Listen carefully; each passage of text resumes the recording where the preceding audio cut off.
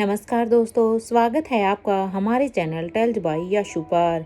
यहाँ पर आपको मिलेंगी रोचक और सस्पेंसफुल कहानियाँ। अगर आपको यहाँ पर हमारी कहानियाँ पसंद आती हैं तो कृपया करके आप हमारी वीडियोस को लाइक करें, इसको अपने दोस्तों को साथ शेयर करें और साथ के साथ अपना कमेंट करना ना भूलें।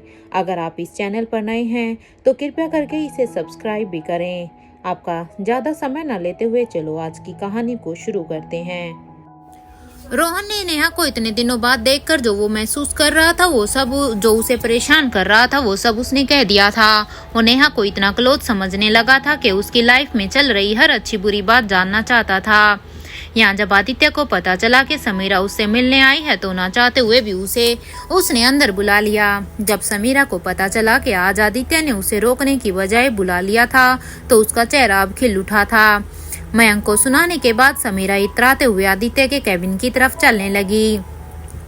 उसके हाथ में एक लंच बॉक्स देखकर मयंक सिर्फ अंदाजा लगा रहा था कि वो आज यहाँ पर क्यों आई थी। समीरा आदित्य के कैबिन में पहुंची तो उसने देखा कि वो बहुत ही इन्वॉल्व होकर एक डॉक्यूमेंट को पढ़ रहा था। उसे इतना डूबकर काम करता हुआ देखकर समीरा की आंखें उस पर टिक सी गई थी। इतना हैंडसम चेहरा इतने दिनों बाद देखकर समीरा थम सी गई थी। कुछ देर तक बिना कुछ कहे वो बस यूं ही आदित्य को घूरती रही। तभी अचानक से आदित्य ने सिर उठाकर उसे देखा तो समीरा ने अब अपनी नजरें इधर उधर कर ली। हाय आदित्य, मैं बस किसी काम के सिलसिले में यहाँ से गुजर रही थी तो मैंने सोचा कि क्यों ना मैं तुमसे भी मिल लूं। After all it has been so long, Sameera ने कहा। वो ये देखना चाहती थी कि इतने दिनों बाद उसे सामने देखकर आदित्य को कैसा लगेगा, लेकिन जैसा उसने सोचा था वैसा कोई भी एक्साइटमेंट आदित्य के चेहरे पर नहीं थी। तुमने लंच नहीं किया होगा ना? मैं तुम्हारे लिए तुम्हारा फेवरेट नूडल लेकर आई हूँ जो हम अक्सर साथ में खाते थे। लो जल्दी से इसे खा लो इससे पहले कि ये ठंडे हो जाए, समीरा ने इतना कहकर टिफिन आदित्य की तरफ बढ़ा दिया। मैंने लंच कर लिया है, इसकी जरूरत नहीं है समीरा। थैंक्स, आदित्य ने कहा। समीरा को उससे इस जवाब की उम्मीद बिल्कुल भी नहीं थी। आज वो जानबूझकर कुछ ऐसा लाई थी जिसमें वो ना कह ही नहीं पाए। तुम्हें और कुछ काम है? आदित्य ने अब उससे पूछा। क्योंकि मुझे कुछ दूसरे काम भी है। उसके देखने और बात करने का ठंडा अंदाज समीरा को बिल्कुल भी अब अच्छा नहीं लग रहा था। Aditya, why are you talking to me like this? क्या मैं काम के बिना तुमसे मिलने नहीं जा सकती हूँ क्या? इतना बिजी हो गए हो क्या तुम? मेरी आंटी से भी बात हुई थी तुम्हें लेकर, उन्होंने बताया कि तुम बहुत दिनों से घर भी नहीं गए हो, समीरा ने कहा। हाँ बिजी तो मैं हूँ, बट यू डोंट वरी, मैं कुछ दिनों में जाऊंगा मॉम से मिलने और कह दूंगा उससे कि मेरी चिंता ना करे, आदित्य ने कहा। उसके ये कहने से अंदाज से ही ये सब समझ आ रहा था कि उसे समीरा का इंटरफेरेंस अपनी फैमिली में बिल्कुल भी पसंद नहीं था। समीरा जितनी बार उससे बात करती थी हर बार उसका दिल ये देखकर टूट जाता था कि आदित्य को उससे बात करने में जरा भी इंटरेस्ट नहीं आता था। इतने सालों में वो आदित्य को जानती थी, उसने देखा था कि वो हमेशा से ही स्ट्रिक्ट और थोड़ा सा रूड है, लेकिन जब भी वो उसे नेहा के साथ देखती थी उसकी बदली हुई पर्सनैलिटी देखकर उसका दिल जल जाता था। उसे समझ नहीं आता था कि ऐसा क्या था उस लड़की में जिसके कारण आदित्य अपने आप को पूरी तरह से उसके लिए बदल चुका था। ये सब कुछ समीरा के दिमाग में लगातार चल रहा था, लेकिन आदित्य के सामने उसने अपना एटीट्यूड बिल्कुल काम बना कर रखा। अपने चेहरे पर फेक मुस्कान के साथ अब उसने कहा, ऑल राइट, मैं आंटी को कह दूंगी कि तुम जल्दी ही मिलोगे उनसे, लेकिन you have to take care of yourself. अगर तुम इसी तरह से काम में बिजी रहे, अपना ख्याल नहीं रखा तो तुम्हें भी दिक्कत हो जाएगी, समीरा ने कहते हुए अपनी फिक्र दिखाने की कोशिश की। हाँ, आदित्य ने कहा और बिना मन से ही बस सिर हिला दिया। अपनी चिंता जाहिर करने के बदले में इतना ठंडा रिएक्शन देखने के बाद समीरा ने गुस्से में अब अपनी मुठियां बंद कर ली थी। उसे गुस्सा तो इतना आ रहा था कि उसकी सांस फूल रही थी, लेकिन आदित्य नजर उठाकर भी उसकी तरफ नहीं देख रहा था। कुछ देर तक दोनों यूं ही बिना बात किए एक दूसरे के सामने बैठे रहे। समीरा भी कुछ बोल नहीं पा रही थी और आदित्य को बोलने में कोई इंटरेस्ट नहीं था।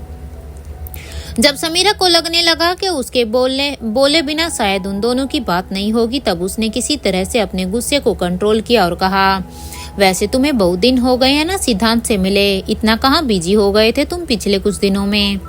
अगर तुम्हें ज्यादा वर्कलोड है तो मैं तुम्हारी कुछ मदद करूं? उसने कुछ सोचकर पूछा। उसे लगा शायद काम के सिलसिले में आदित्य उससे थोड़ी बात कर ले। नहीं, उसकी जरूरत नहीं है, I can handle it my self, Aditya ने बिना उसकी तरफ देखे जवाब दिया। इतना सब कुछ कहने के बाद भी जब आदित्य उसकी ओर देखना भी नहीं चाह रहा था तो समीरा का दिल कई टुकड़ों में टूट गया था।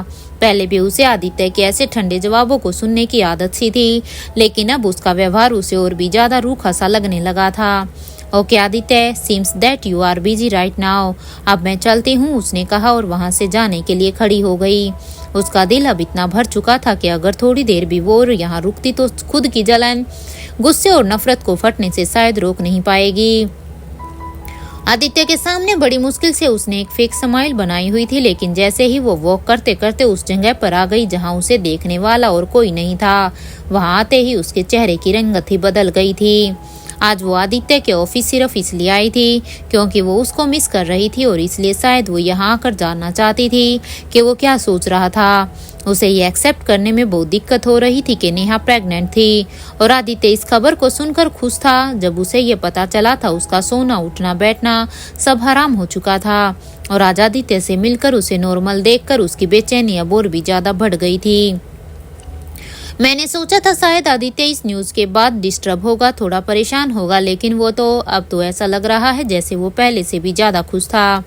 ऐसा कैसा जादू किया है उस लड़की ने। नेहा, आई हेट यू, गुस्से में भरी समीरा मन ही मन सोच रही थी। उसने तो कई सालों से बस यही सपना देखा था कि वो आदित्य से प्यार करेगी, उससे शादी करेगी, उसके साथ रहेगी, लेकिन आज उसी सपने को किसी और को जीते हुए देखकर उसकी तड़प बढ़ती जा रही थी। उसे ऐसा लग रहा था जैसे आज से पहले इतना दर्द उसे कभी पहले महसूस ही नहीं हुआ था। नहीं समीरा, इतनी जल्दी हार नहीं मान सकती मैं। I will not let you win Neha. अगर तुमने इस बार उस बच्चे को जन्म दे दिया तो आदित्य फिर कभी मेरा नहीं हो पाएगा और ये मैं किसी भी कीमत पर होने नहीं दे सकती। मैं ऐसा बिल्कुल भी नहीं होने दे सकती। आदित्य को मुझसे कोई नहीं छीन सकता है नेहा, ना तुम और ना ही तुम्हारा ये बच्चा। ये सोचकर समीरा ने गुस्से भरी नजरों से आदित्य के कैबिन की तरफ देखा और वहां से पैर पटकती हुई बाहर गई। मयंक बड़ी दूर से ही नजर गड़ाए हुए खड़ा था। उसने जैसे ही देखा कि समीरा अपनी गाड़ी में बैठकर यहाँ से निकल गई है, उसने तुरंत अपना फोन निकाला और आदित्य को मैसेज किया, समीरा मैम यहाँ से निकल गई है। ये मैसेज देखते ही आदित्य ने चैन की सांस ली और वापस से अपने काम में लग गया। वो जानता था कि समीरा ऐसे ही तो शांत नहीं बैठेगी और अब वो कुछ न कुछ जरूर करेगी। समीरा अपने मेंशन में वापस आते ही सीधे अपने स्टडी रूम में गई और गुस्से में जाके सोफे पर बैठ गई। उसे समझ नहीं आ रहा था कि अब आगे क्या करना है। उसकी आंखों से ऐसा गुस्सा टपक रहा था जिसके सामने खुद ब खुद वो खुद ही जल जाए। तभी उसके असिस्टेंट ने आकर कहा, मैम एक आदमी आया है, कहता है कि आपसे मिलना चाहता है। मुझे अभी किसी से नहीं मिलना है, समीरा ने रूडली जवाब दिया।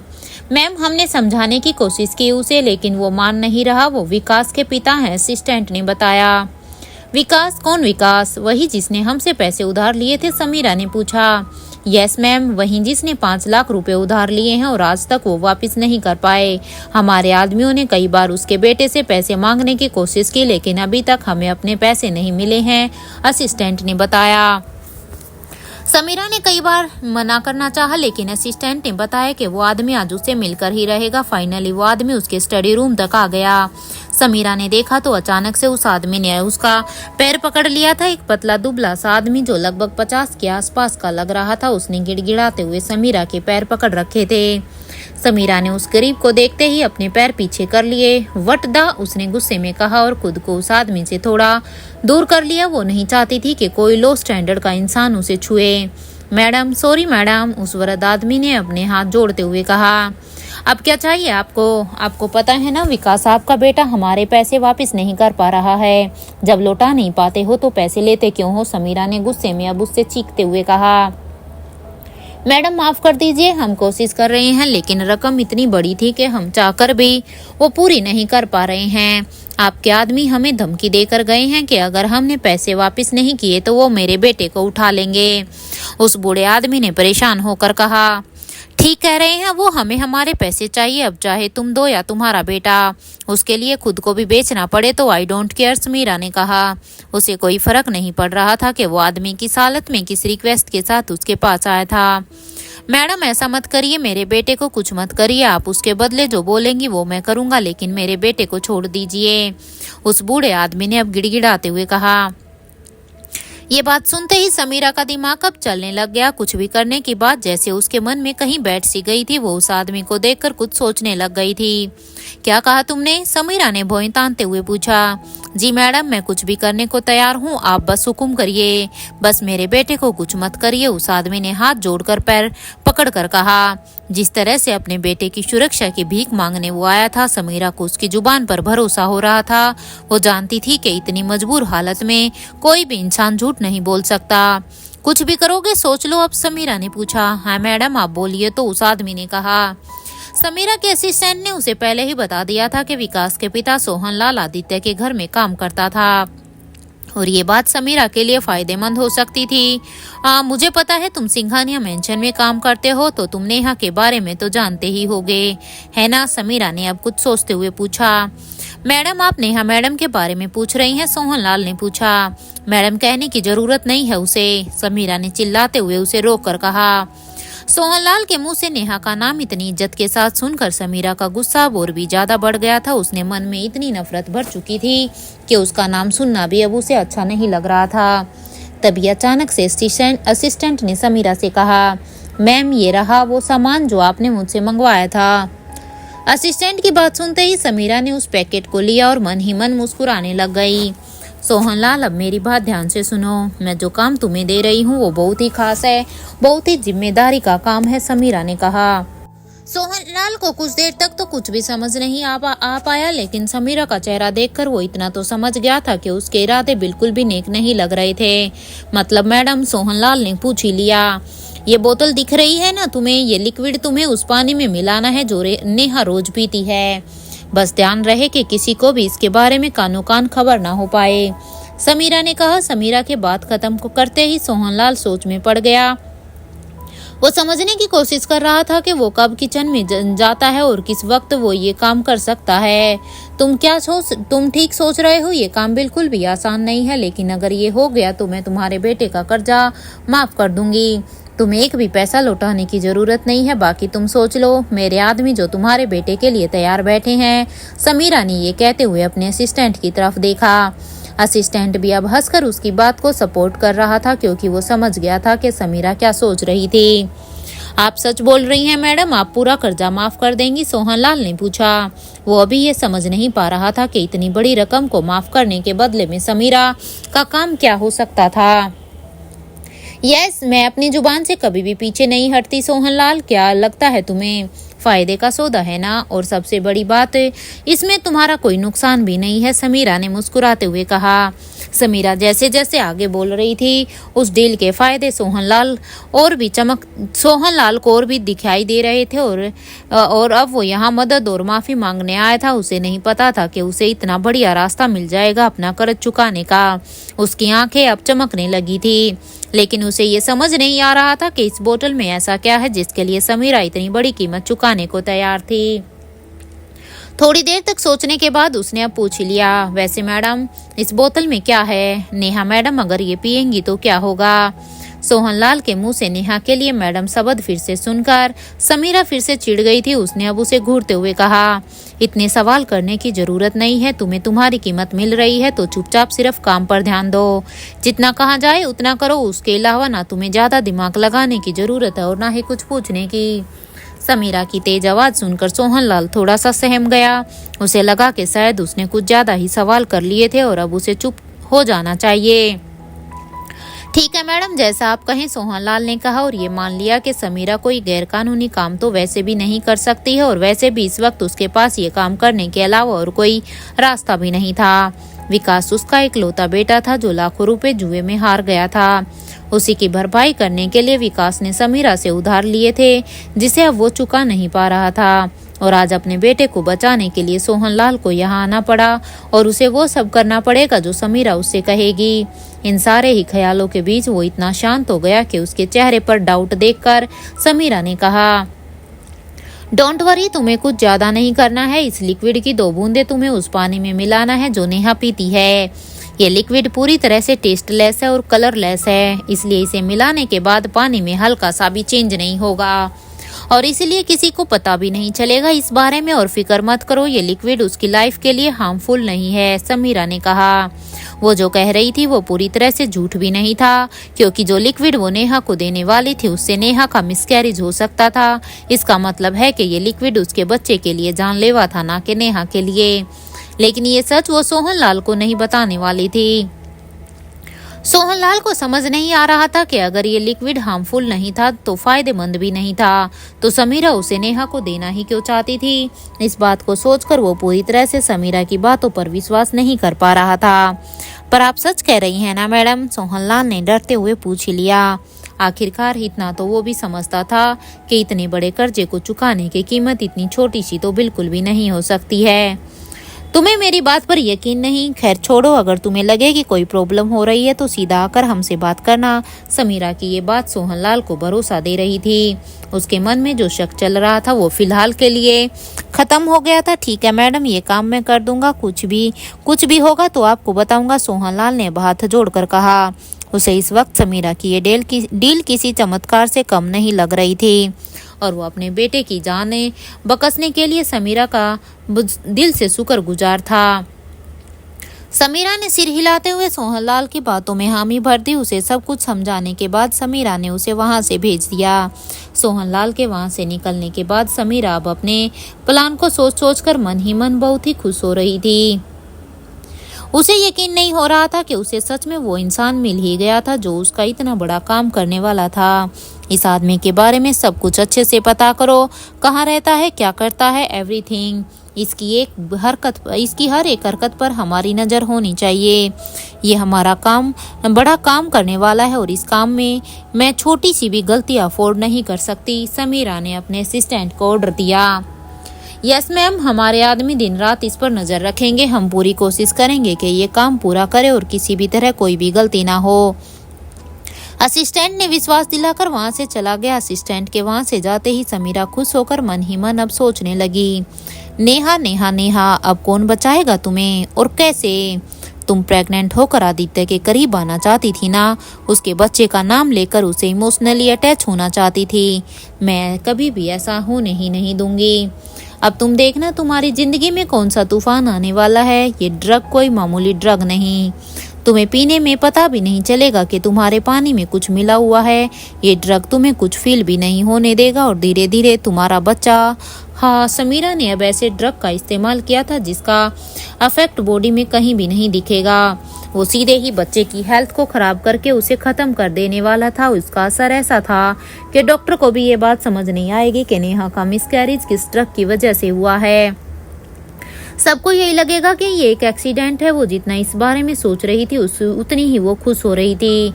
उसे लग रहा था कि अगर आदित्य और नेहा के प्यार की निशानी को उसने मिटा दिया तो उसके बाद उनके बीच में दूरी आना निश्चित था। और एक बार अगर ऐसा हो गया तो वो खुद ब खुद आदित्य तक जाने का रास्ता बना ही लेगी। या नेहा और रोहन की प्रोड्यूसर्स के साथ मीटिंग हो चुकी थी। रोहन ने किसी नए प्रोजेक्ट का कॉन्ट्रैक्ट साइन कर लिया था। अपना आज का काम खत्म करके नेहा सीधे ही अब घर को वापस लौट आई। नेहा थोड़ा जल्दी फ्रेश हो गई थी, इसलिए उसने सोचा क्यों ना पीहू को आज वो पिक कर ले। प्रेगनेंसी के बाद से आदित्य ने नेहा को गाड़ी चलाने से साफ मना कर रखा था, इसलिए नेहा को ऑफिस से लेने के लिए आदित्य ने ड्राइवर को भेज दिया था। ड्राइवर के साथ नेहा स्कूल पहुंची तो छुट्टी होने में अभी भी कुछ समय बाकी था। बाकी पेरेंट्स की तरह नेहा भी गेट पर खड़ी होकर अपनी बेटी का इंतजार कर रही थी। उसके सामने पेरेंट्स की भीड़ खड़ी हुई थी जो अपने बच्चों का इंतजार कर रहे थे। उसी भीड़ में नेहा को एक आदमी दिखाई दिया जिस पर नजर पड़ते ही उसे थोड़ा सा अजीब लग रहा था। सभी पेरेंट्स की नजर इधर उधर या फिर गेट की तरफ थी, लेकिन उस अनजान आदमी की नजर नेहा को देख रही थी। ये कौन है? मैं तो इसे नहीं जानती। ये मुझे ऐसे क्यों देख रहा है? ये सोचते हुए नेहा ने उसे देखा तो उस आदमी ने तुरंत अपनी नजरें नीची कर ली। नेहा के दिमाग में ये शक बैठ गया था कि आदमी पेरेंट्स तो नहीं दिख रहा है। वो थोड़ी देर और उसे देखकर कुछ समझने की कोशिश करती कि उससे पहले ही वो आदमी पीछे की तरफ चलने लगा। ये कहाँ जा रहा है? मुझे देखकर भाग क्यों रहा है? कहीं मेरा शक ठीक तो नहीं है? ये मुझे क्यों देख रहा था? ओ गॉड, कहीं मैं कुछ ज्यादा तो नहीं सोच रही? नेहा ने सब कुछ सोचते हुए उसे देखे जा रही थी, लेकिन उतनी देर में वो आदमी नेहा के सामने से गायब ही हो गया। वो भीड़ में उस चेहरे को ढूंढने की कोशिश कर रही थी, लेकिन इतने लोगों के बीच वो कहीं नजर ही नहीं आ रहा था। ये मेरा वहम है या सच में वो मुझे ही देख रहा था, और अगर नहीं देख रहा था तो मेरे देखते ही वो भाग क्यों गया, और वो यहाँ स्कूल में क्या कर रहा था। आई होप पीहू यहाँ पर सेफ हो। मुझे आदित्य से इस बारे में बात करनी चाहिए क्या? नहीं, बिना बात के उसे परेशान करना। नेहा अब खड़े खड़े सोच रही थी। उस आदमी की नजरें वो भूल नहीं पा रही थी। एक पल उसे लग रहा था कि वो ओवरथिंक कर रही है, लेकिन दूसरे पल उसे लग रहा था कि वो आदमी ठीक नहीं था। उसे कुछ समझ नहीं आ रहा था कि अब ये सब क्या हो रहा है। वो इतनी खो गई थी कि उसे स्कूल की घंटी भी सुनाई नहीं दी। पीहू के आ जाते ही उसने जल्दी से उसे गाड़ी में बैठाया और अब वो घर लौट आई। पूरे रास्ते उसे उस आदमी का चेहरा याद आ रहा था। बार बार उसे ऐसा लग रहा था जैसे वो नेहा पर नजर रखे हुए था। घर पहुंचते पहुंचते बड़ी मुश्किल से उसने खुद को शांत किया और सोचा कि अभी वो आदित्य से इस बारे में कुछ नहीं कहेगी। घर आते ही मरियम पीहू को लेकर ऊपर चली गई। उसे नहलाना और चेंज करवाना मरियम की ही जिम्मेदारी थी। आदित्य अभी तक घर नहीं आया था। नेहा लिविंग रूम के सोफे पर थक कर बैठ गई थी। बहुत दिनों बाद आज वो बाहर गई थी, इसलिए शायद उसे ज्यादा थकान महसूस हो रही थी। उसे थका हुआ देखकर एक सर्वेंट भागते हुए उसके पास आया और उसे सिर झुकाकर कहा, मैडम आप ठीक तो हैं? मैं आपके लिए पानी लाऊं? हाँ पानी दे दीजिए, नेहा ने सिर हिलाते हुए कह दिया। सर्वेंट्स को आदित्य और मरियम दोनों का खास इंस्ट्रक्शन था कि उन्हें नेहा का खास ख्याल रखना था। आदित्य ने तो ये भी कहा था कि नेहा के आसपास हर वक्त कोई ना कोई जरूर होना चाहिए। बस उसी ऑर्डर के डर से सर्वेंट नेहा के आसपास ही मंडराते रहते थे। नेहा के बोलने के कुछ देर बाद ही वो सर्वेंट पानी के गिलास के साथ उसके सामने खड़ा हो गया। मैडम पानी, उसने गिलास आगे करते हुए नेहा से कहा। नेहा ने पानी का गिलास उठाया और टेबल पर रख दिया। वो सोफे के पीछे सिर टिकाकर आंखें बंद करके चुपचाप बैठी हुई थी, लेकिन सर्वेंट की नजर पानी के गिलास पर ही थी। वो नेहा के सामने ही खड़ा हुआ था। कभी वो उस गिलास को देखता तो कभी नेहा को। उसे इस बात का इंतजार था कि नेहा उस पानी को अब कब पिएगी। जब उसने नेहा को पानी पीते हुए देखा तब उसे सांस आई, लेकिन एक घूंट पानी पीकर रुक जाने के बाद उस सर्वेंट को अब और भी डर लग रहा था। अरे मैडम ने तो पानी ठीक से पिया ही नहीं है, उन्हें टेस्ट ठीक नहीं लगा। क्या करूं, पूछूं? उस सर्वेंट के मन में कई तरह के सवाल घूम रहे थे। बड़ी मुश्किल से अब उसने डरते डरते उनसे पूछा, मैडम आपको गर्म पानी पीना है तो मैं इसे गर्म करके लेकर आऊं? नेहा ने उसकी बात सुनी तो उसे बहुत ही अजीब लग रहा था। एक तो वो सर्वेंट बूढ़ा था, ऊपर से उसकी हेल्थ भी कुछ खास नहीं लग रही थी। नेहा को किसी भी तरह से अपनी सेवा करवाना पसंद नहीं था, खास करके अपने से बड़े लोगों से तो बिल्कुल भी नहीं। उसने तुरंत कहा, नहीं, उसकी कोई ज़रूरत नहीं है, इसे गर्म करने की कोई ज़रूरत नहीं है, इतना भी ठंडा नहीं है ये, मैं ऐसे ही पी लूँगी, आप परेशान मत होइए। इतना कहते ही सर्वेंट और भी परेशान ना हो ये सोचकर नेहा ने पानी का गिलास उठाया और उसे एक बार में ही पी गई। उसे लगा जितनी देर तक वो गिलास रखकर बैठी रहेगी उतनी ही देर वो सर्वेंट उसके सामने खड़ा रहेगा। थैंक यू, जब आप जा सकते हैं, आपको जाकर आराम करना चाहिए और एक बार अपने टेस्ट करवा लीजिए। आप शरीर से बहुत वीक लग रहे हैं, मैं मरियम आंटी से बात कर लूंगी, नेहा ने कहा। उसे ऐसा लग रहा था जैसे इस सर्वेंट को उसने या तो पहली बार देखा था या तो उस पर नजर पहली बार टिकी थी। वो सर्वेंट नेहा के सामने सिर झुकाकर चुपचाप वहां से चला गया, लेकिन उसके मन ही मन में एक गिल्ट हो रहा था। नेहा को सभी सर्वेंट्स बहुत ही काइंड हार्टेड और डाउन टू अर्थ समझते थे। वो जितने अपनेपन से सभी सर्वेंट्स को रखती थी, उससे सभी के दिल में नेहा के लिए एक अलग ही इज्जत थी। आज भी उस सर्वेंट की हेल्थ के लिए वो जितना कंसर्न्ड थी उतना और कोई भी नहीं था। कहीं मैंने कुछ गलत तो नहीं किया? मैडम तो हम सब का कितना ख्याल रखती है, वरना ये बड़े बड़े महलों वाले लोग हम जैसे नौकरों के बारे में कहाँ सोचते हैं। लेकिन मैडम ऐसी नहीं है, पर मैंने तो उन्हें कुछ ऐसा पिला दिया है जिसके बारे में मुझे खुद भी नहीं पता। वहाँ से लौटते वक्त सर्वेंट के मन में ऐसी तमाम बातें चल रही थी, और जिस तरह से उसने सिर पर खड़े होकर नेहा से पूरा पानी खत्म करवा दिया था, ये सोचकर उसे और भी ज्यादा बुरा लग रहा था। वो अंदर जाने के बाद भी नेहा को बार बार छुप छुप कर देख रहा था। नेहा बाहर बैठकर चुपचाप न्यूज़पेपर पढ़ रही थी, और ये देखकर सर्वेंट का गिल्ट अब और भी ज्यादा बढ़ रहा था। उसे डर इस बात का लग रहा था कि कहीं उसने एक अच्छे इंसान के साथ कुछ बुरा तो नहीं कर दिया था। वो मन ही मन भगवान से प्रे कर रहा था, मैडम मुझे माफ़ कर दीजिए, मैं मजबूर था, इसमें मेरी गलती नहीं है मैडम। वो छुप कर नेहा को देख ही रहा था कि उसी वक्त आदित्य ऑफिस से वापस आ गया। उसे देखते ही वो सर्वेंट किचन के अंदर की तरफ चला गया। आदित्य को देखते ही उसका डर और भी ज्यादा बढ़ गया था। उसे भी पता था कि अगर आदित्य को उसकी हरकत के बारे में भनक भी लग गई तो उसे इस घर से तो क्या इस दुनिया से भी गायब होना पड़ सकता था। आदित्य ने घर आते ही सबसे पहले नेहा का चेहरा देखा। पीली कुर्ती में शांति से न्यूज़पेपर पढ़ रही नेहा इतनी खूबसूरत लग रही थी। उसने आदित्य की नजरों को कुछ देर के लिए रोक ही लिया था। कुछ देर तक वो दरवाजे पर खड़े होकर बस देखता ही रहा कि तभी अब अचानक नेहा ने उसे देख लिया। आदित्य तुम आ गए, ये सुनकर न जाने आदित्य को क्या हुआ, उसने आकर सीधे नेहा को गले लगा लिया। वो समझ ही नहीं पा रही थी कि अचानक से आदित्य को क्या हो गया था। उसे लगा शायद कुछ सेकंड्स के लिए उसने उसे पकड़ लिया है, लेकिन फिर उसे समझ आया कि ऐसा नहीं था।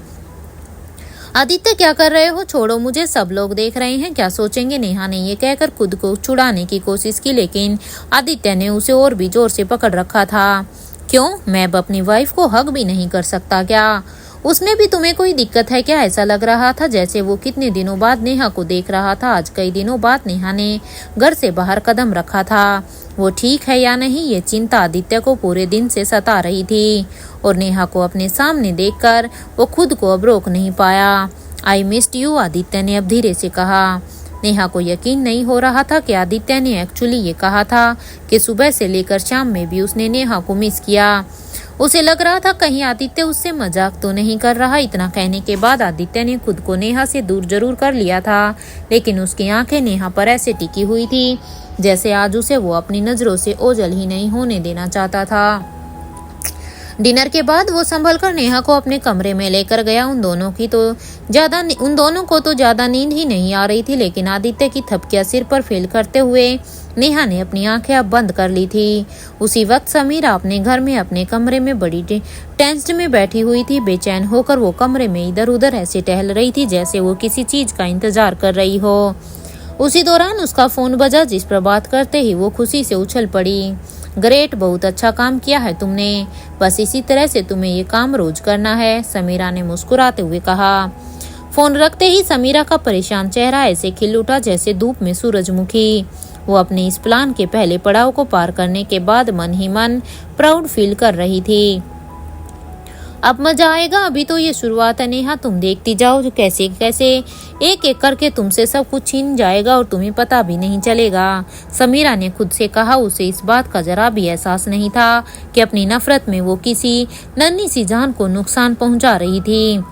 अगले दिन नेहा की नींद खुली तो रोज की तरह कुछ पलों के लिए वो आदित्य के चेहरे को ही देखती रही। कुछ देर बाद उसने हाथ आसपास मारकर अपना फोन ढूंढने की कोशिश की, लेकिन उसे अपना फोन कहीं नहीं मिला। उसे याद नहीं आ रहा था कि उसने अपना फोन लास्ट टाइम कहाँ रखा था। उसने बेड के आसपास वाले कबर्ड में भी चेक कर लिया, लेकिन उसका फोन उसे कहीं मिला नहीं। उसने सोचा कि शायद उसने गलती से फोन किसी और कमरे में छोड़ दिया हो। ये सोचकर वो अपने कमरे में चली गई। रेडी होकर जब वो नीचे पहुंची तो उसने देखा कि आदित्य ऑलरेडी ब्रेकफास्ट कर रहा था। नेहा ने उसके पास आकर सबसे पहला सवाल यही पूछा, आदित्य मेरा फोन कहाँ है? आदित्य को जरा भी आश्चर्य नहीं हुआ नेहा का ये सवाल सुनकर। नेहा उसे इतना शांत देखकर अब अच्छे से समझ गई थी कि आदित्य ने जानबूझकर कुछ किया था। वो उसके सामने खड़े होकर उसके जवाब का वेट कर रही थी, लेकिन आदित्य कुछ कह नहीं रहा था। कुछ देर तक इंतजार करने के बाद नेहा ने फाइनली इरिटेट होकर कहा, आदित्य तुम मेरी बात क्यों नहीं सुन रहे? मेरा फोन कहाँ है? बंद करो ये मजाक। बहुत दिन बाद नेहा ने परेशान होकर आदित्य से बात की थी। उसे समझ ही नहीं आ रहा था कि ये सब अब चल क्या रहा था। तुम प्रेग्नेंट हो, तुम्हें अपनी हेल्थ का ध्यान रखना चाहिए, बार बार फोन चलाते रहना is not good for your health. Aditya ने कॉफी का मग नीचे रखते हुए बड़े ही आराम से कहा। अरे ये क्या बात हुई? वो मेरा फोन है, तुम उसे ऐसे मुझसे बिना पूछे कैसे ले सकते हो? मेरा फोन मुझे वापस दो, नेहा ने अब जिद करते हुए कहा। नेहा तुम्हारा गुस्सा बढ़ता ही जा रहा है, थोड़ा शांत हो जाओ। आंटी नेहा के लिए ब्रेकफास्ट लगा दीजिए। आदित्य ने नेहा की बात को इग्नोर करते हुए आंटी को आवाज लगाई। नेहा को ये देखकर अब और भी ज्यादा गुस्सा आ रहा था। उसने अब चिढ़ते हुए कहा, नहीं मुझे नहीं खाना है, नेहा को खुद भी समझ नहीं आ रहा था कि वो इतना क्यों चिढ़ रही थी। उसका मूड आज सुबह उठने के बाद से ही बहुत चिड़चिड़ा सा था। एक तो उसका मूड स्विंग हो रहा था, ऊपर से आदित्य ने अब उसका फोन भी छिपा दिया था। आदित्य, मैं आखिरी बार पूछ रही हूँ, मेरा फोन कब वापस करोगे? नेहा ने अब गुस्से में पूछा। जब हमारा बच्चा इस दुनिया में आ जाएगा तब, आदित्य ने कहा और चुपचाप अपना ब्रेकफास्ट करने में बिजी हो गया। नेहा को उसका एटीट्यूड देखकर अब और भी ज्यादा गुस्सा आ रहा था। उसी वक्त मरियम नेहा का नाश्ता लेकर किचन से निकल रही थी। तभी अचानक से नेहा को न जाने क्या हुआ, वो जिद में जमीन पर ही बैठ गई। उसने अपने होठों को बाहर निकाल लिया और बड़ी बड़ी आंखों से आदित्य को देखे जा रही थी।